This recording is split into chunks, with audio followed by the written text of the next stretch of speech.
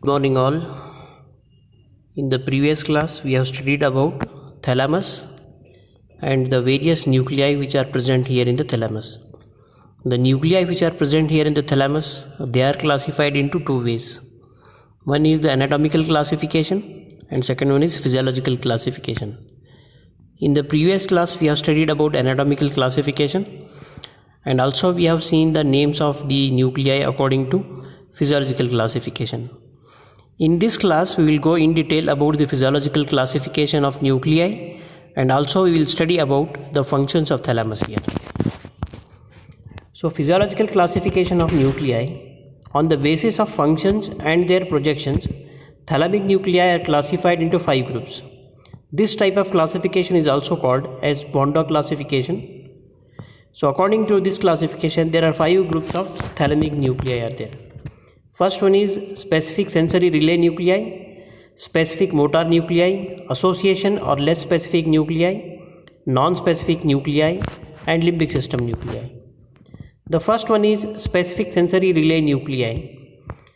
This nuclei, it includes ventral geniculate nucleus, medial geniculate nucleus and lateral geniculate nucleus that we have seen there in the anatomical classification.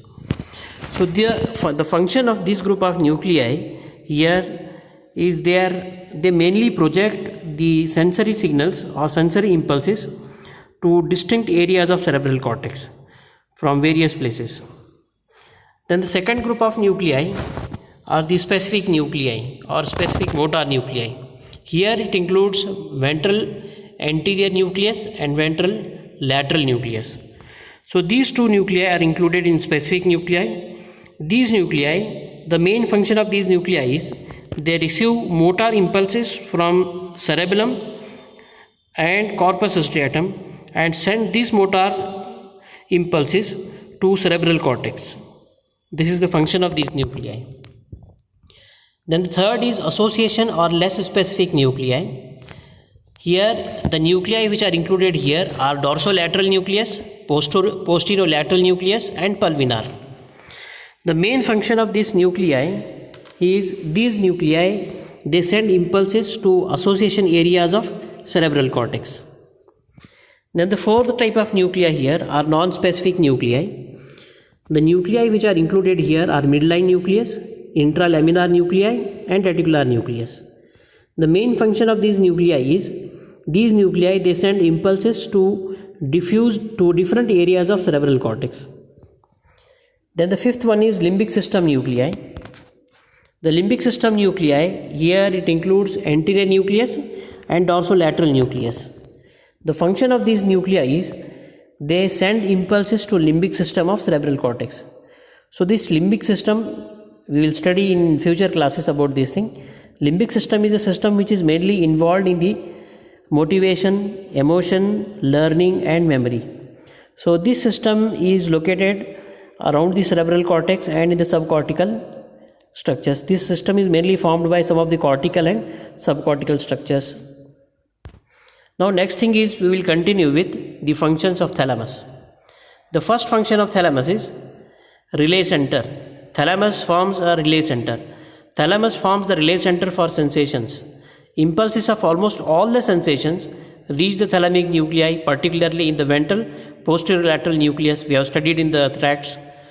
After being processed in the thalamus, the impulses are carried to cerebral cortex through thalamocortical fibers. That is a third order neuron that we have studied. Then the second function is thalamus forms a center for processing of sensory information. So all the sensory information will reach to the cerebral cortex through the thalamus only. Thalamus forms the major center for processing the sensory information. All the peripheral sensations or peripheral impulses reaching the thalamus are integrated and they are modified here before being sent to specific areas of cerebral cortex. This function of thalamus is usually called as the processing of sensory information. Then the third function is it forms a center for determining quality of sensation. The quality of sensation is determined here. So here thalamus is also the center for determining the quality of sensation. That is the determinative and the affective nature of sensation. Usually the sensations are sensations are of two qualities. One is a discriminative nature and second one is affective nature. Here in case of thalamus, finding out the discriminative nature of a sensation is the function of cerebral cortex, whereas affective nature, finding out the affective nature of a sensation is the function of thalamus here.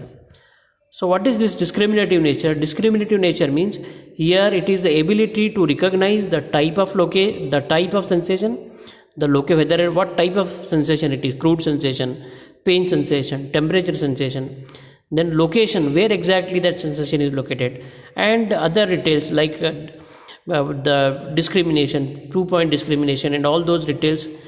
Finding out these details is the function of cerebral cortex here. And second one is affective nature. Affective nature is the capacity to determine whether a sensation is pleasant or unpleasant, and agreeable or disagreeable. So to determine this, this nature of sensation is the function of thalamus here.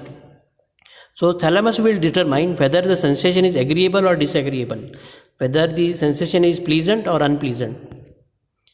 Then the fourth function is thalamus forms a center for sexual sensations.